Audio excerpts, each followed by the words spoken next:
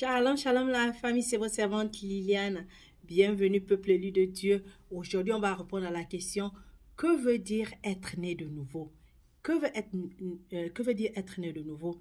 Je pose cette question parce qu'il y a quelqu'un qui m'a posé la question. Déjà, la personne a demandé comment prier. Et deuxièmement, il m'a demandé, ok, je suis né de nouveau, qu'est-ce que cela veut dire? Qu'est-ce que je dois faire pour grandir dans la foi? Qu'est-ce que je dois faire? Comment je dois marcher désormais? Comment je dois agir désormais? Donc, je me dis que vraiment, si la personne a posé cette question, c'est qu'il y a beaucoup de gens qui sont dans sa situation, qui sont nés de nouveau et qui ne comprennent pas ce que cela implique. Alors, je veux que nous prenions le temps de décortiquer ce que cela veut dire. Ça ne va pas se passer en une fois. On va faire six lives chaque vendredi à 21h pour pouvoir expliquer et éclairer les gens sur ce sujet-là. Donc, la question c'est, que veut dire être né de nouveau? La Bible répond clairement à cette question. Les termes né de nouveau et régénéré sont assez bien connus par de nombreuses personnes, par de nombreux chrétiens. C'est le fait de devenir un chrétien. Donc, examinons l'histoire de Nicodème dans Jean chapitre 3. Nicodème était un homme moral très respecté dans sa communauté. Il vint à Jésus une nuit en privé et lui déclara, « Rabbi, nous savons que tu es venu de Dieu comme un enseignant. » Nicodème aurait peut-être voulu que Jésus lui enseigne à s'améliorer plus encore pour qu'il devienne parfait. Or, juste avant que Nicodème ait pu avancer quelque chose d'autre, Jésus lui dit dans Jean chapitre 3, verset 3, « En vérité, je te le dis, si un homme ne naît de nouveau, il ne peut voir le royaume de Dieu. » Donc, si un homme ne naît de nouveau, il ne peut pas devenir parfait. Et si un homme n'est pas né de nouveau, il ne peut pas être transformé. Si un homme n'est pas né de nouveau, il ne peut pas vivre comme Dieu le veut. Pourquoi il dit ça à Nicodème? Parce que Nicodème était un professeur de la loi. Il était un enseignant de la loi. Donc, c'était un érudit de son temps. Le gars était puissant. C'est à cause de ça, il ne pouvait pas venir voir Jésus dans la journée. Les gens lui demandaient, mais toi, tu es déjà puissant. Tu viens voir Jésus pour qu'il t'enseigne quoi? Donc, il a entendu les enseignements de Jésus. Il a des questions. Au lieu de venir dans la journée, il vient la nuit. Et il y a beaucoup de chrétiens qui vivent ça. Parce qu'il est né de nouveau dans une église. L'église est grande. Peut-être qu'il a une position. Peut-être qu'on l'a promis des choses. Peut-être il a honte de déclarer qu'il ne comprend pas. Il a honte de dire que je ne sais pas quoi faire. Je ne sais pas comment marcher. Je ne sais pas quoi dire. Montrez-moi comment prier. Il ne peut pas le faire parce qu'il a honte. Et dans ce cas, c'est le même cas que Nicodème, c'est le même cas dans lequel Nicodème était. Il ne savait pas comment donner de la place à ce qu'il a appris maintenant de Jésus, dans ce que lui il a appris de la loi. Donc, Nicodème ici n'avait pas de problème de moralité ou de culpabilité. Donc, cette parole l'aurait donc probablement surpris. Cela pourrait aussi nous surprendre, en particulier si nous pensons que seuls ceux qui sont des pécheurs, ceux qui sont des prostituées, ceux qui mentent, ceux qui volent, ceux qui détournent, tout ce monde-là, tous ceux qui font des péchés que nous tous on voit là, c'est eux seulement qui doivent être sauvés. Jésus dit non. Jésus a dit qu'il n'est pas venu. Il n'est pas venu pour ceux qui sont en bonne santé. Il est venu pour les malades. Jésus est venu pour tout le monde. Il est venu pour tous ceux qui ouvrent leur cœur pour accepter Jésus comme leur sauveur et Seigneur. Il n'a pas trié. Que tu sois voleur, que tu sois bon, que tu sois... Peu importe d'où tu viens, peu importe ta base, Jésus t'accepte comme tu es. L'essentiel est que tu lui donnes une place dans ton cœur. Donc alors, comment pouvons-nous obtenir la vie éternelle de Dieu? Le Seigneur Jésus déclare que nous devons naître de nouveau, à savoir naître spirituellement de la vie de Dieu. Donc, ce qui veut dire naître de l'esprit dans l'esprit. Je m'explique. Quand un bébé est né, il est né de ses parents. Avec leur vie humaine, être né de nouveau ou régénéré signifie simplement que nous sommes nés de Dieu avec la vie de Dieu. C'est ce que Jésus dit dans Jean chapitre 3, verset 6. Jésus expliqua à Nicodème comment cela pouvait arriver. Ce qui est né de la chair est chair, et ce qui est né de l'esprit est esprit. Né de l'esprit signifie le premier esprit mentionné ici, donc ce qui est né de la chair est chair, ce qui est né de l'esprit. Le premier esprit est esprit divin, le Saint-Esprit de Dieu. Et le second est l'esprit humain, l'esprit régénéré de l'homme. Donc, la régénération s'accomplit dans l'esprit humain par le Saint-Esprit de Dieu et avec la vie de Dieu. Donc, la vie éternelle non créée. Donc, ainsi, être régénéré, c'est avoir la vie éternelle et divine en guise de nouvelles sources et nouveaux éléments qui constituent une personne nouvelle. Donc, lorsque tu nais de tes parents, tu nais avec un esprit. Lorsque Jésus vient dans ta vie, il transforme cet esprit-là.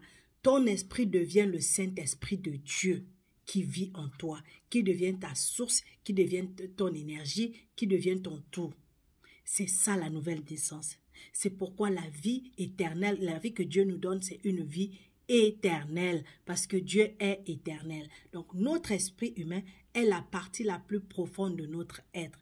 Il fut créé d'une façon spéciale par Dieu avec l'aptitude de le contacter et de le recevoir. Quand nous avons cru en Jésus, notre esprit humain est né de l'esprit divin. Et depuis cet instant, nous avons la vie de Dieu. Donc, Dieu ne veut pas des personnes éthiques dépourvues de sa vie. Non. Il ne veut pas que tu ailles. Il y a les gens qui disent, oh, on prie le même Dieu. Donc, ils vont dans les monastères, ils vont prier Bouddha, ils vont faire des trucs. Et parce qu'ils font du bien, parce qu'ils pensent qu'ils sont parfaits. Ils pensent que, bon, comme ça, ils vont aller au paradis.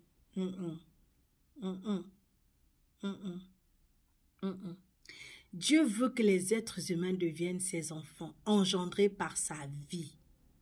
C'est pourquoi ceux qui disent oui, Dieu est le Père de tout le monde. Dieu aime tout le monde, mais Dieu n'est pas le Père de tout le monde.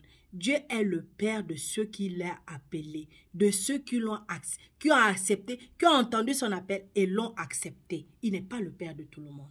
Donc, être né de nouveau, ce n'est pas prendre la résolution de devenir une personne meilleure ou de bien tourner la page. Être né de nouveau, c'est naître de l'esprit dans notre esprit avec la vie de Dieu. Donc, comment arriver? Comment ça arrivé?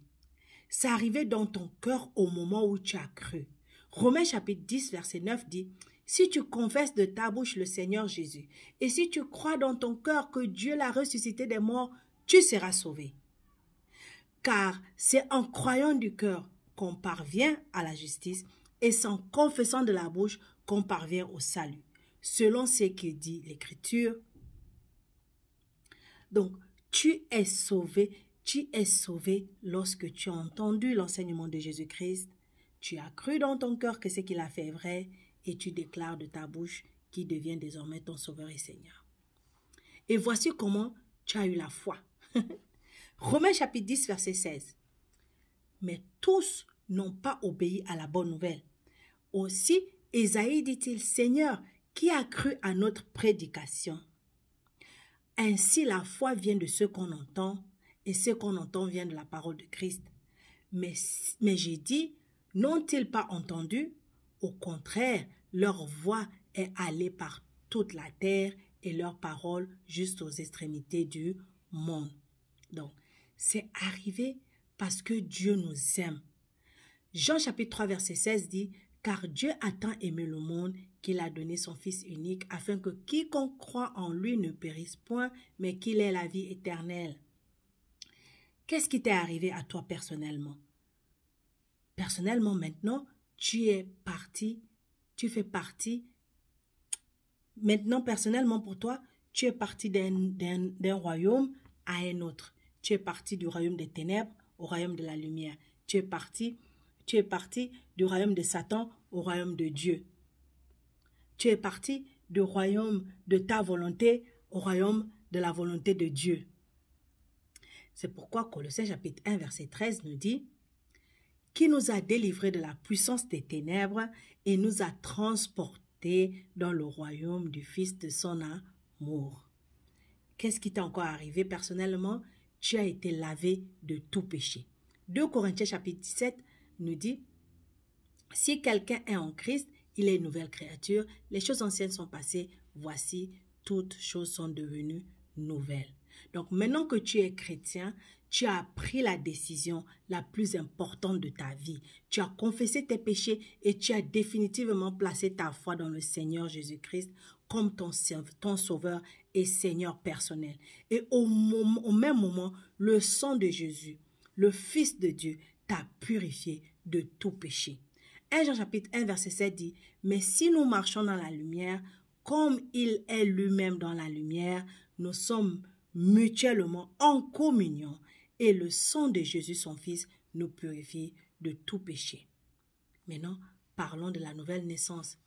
Jésus dit à Nicodème dans Jean chapitre 3 verset 5, Jésus répondit, « En vérité, je te le dis, à moins de naître d'eau et d'esprit, on ne peut entrer dans le royaume de Dieu. » Verset 6, « Ce qui est né de parents humains est humain, ce qui est né de l'esprit est esprit. Ne t'étonne pas que je t'ai dit, il faut que vous naissiez de nouveau. » Donc la nouvelle naissance d'un bébé est un événement formidable. Toutefois, ce moment merveilleux ne marque que le début de la croissance et du développement de ce nouveau-né. C'est pas au même moment que tu viens d'être né de nouveau, que tu grandis déjà, tu cours déjà, tu commences, que tu rampes déjà, tu cours déjà, tu commences à manger la nourriture dure. Quand tu nais, tu ne bois que le lait et tu ne bois que l'eau. C'est la même chose pour le chrétien qui vient d'être né de nouveau. Alors que devrons-nous faire après notre nouvelle naissance? Voilà la question. Que devons-nous faire après notre nouvelle naissance? Après sa naissance, un bébé a besoin primordialement de respirer et de manger. Un nouveau-né n'a pas besoin de doctrine ou de livres d'école qui enseignent à mieux se comporter, qui enseignent comment prier, qui enseignent des choses qu'il ne peut pas maîtriser parce qu'il vient d'être né. Le bébé a simplement besoin de respirer et de manger. Alors, il grandit et passe par toutes les étapes de la vie jusqu'à l'âge adulte. Donc, il en est de même concernant notre vie chrétienne. Dès que nous naissons de nouveau, notre besoin spirituel le plus crucial est celui d'être nourri pour que cette nouvelle vie dans notre esprit puisse grandir. Donc, nous pouvons faire cela en priant, en invoquant le nom du Seigneur et en passant du temps dans la parole de Dieu, en lisant la Bible. Alors que nous grandirons, nous expérimenterons la vie de Dieu de plus en plus au cours de notre vie quotidienne. C'est pourquoi Paul dit dans 1 Pierre chapitre 2, verset 1 jusqu'à 5, il dit « Rejetons donc toute malice et toute ruse, la dissimulation, l'envie et toute médisance, désirez comme des enfants nouveau-nés le lait spirituel et pur, afin que par lui vous croissiez pour le salut. Si vous avez goûté que le Seigneur est bon, approchez-vous de lui, pierre vivante, rejetée par les hommes, mais choisie et précieuse devant Dieu. Et vous-même, comme des pierres vivantes, édifiez-vous pour former une maison spirituelle, un saint sacerdoce, afin d'offrir des victimes spirituelles agréables à Dieu par Jésus-Christ. Donc, mon frère, ma soeur, lorsque tu es né de nouveau, lorsque tu viens d'être né, tu es un bébé là, commence à aller lire Matthieu.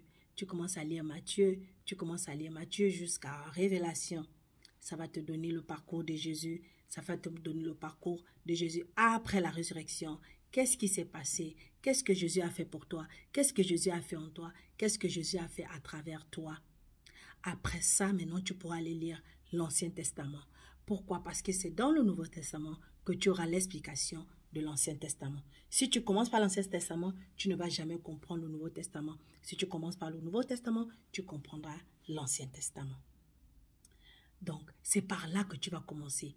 Attache-toi à la parole lis la parole. Au fur et à mesure que tu liras, au fur et à mesure que tu apprendras et au fur et à mesure que tu grandiras dans la foi. Donc, en tant qu'enfant de Dieu, lorsque tu es né de nouveau, tu te retrouves dans une situation que tu ne te reconnais même pas parce que ton corps change, je vais dire, ton esprit change, donc ta manière de penser change, les choses que tu aimais, tu ne les aimes plus, tu te sens bizarre, tu te sens transformé. Tu as une paix que tu ne peux même pas expliquer. Il y a des choses qui se passent dans ton corps que vraiment tu n'arrives pas à t'expliquer. Donc maintenant, je vais te donner certaines choses que tu dois reconnaître dans ta vie après ta nouvelle naissance. Déjà, il faut savoir que lorsque tu nais de nouveau, tu deviens un miracle. Pourquoi? Parce que 2 Corinthiens chapitre 5 verset 17 dit « Une nouvelle création en Christ ». Tu deviens une nouvelle création en Christ. Donc, tu es un miracle. Deuxièmement, dans 1 Jean chapitre 3 verset 1 à 3, la parole de Dieu nous dit que tu es maintenant un membre de la famille de Dieu. Tu deviens un enfant de Dieu. Tu fais partie de la famille de Dieu.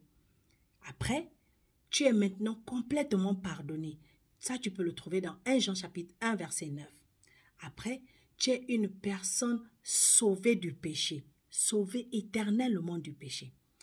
Ça, tu peux le trouver dans Romains chapitre 10 verset 9 à 10.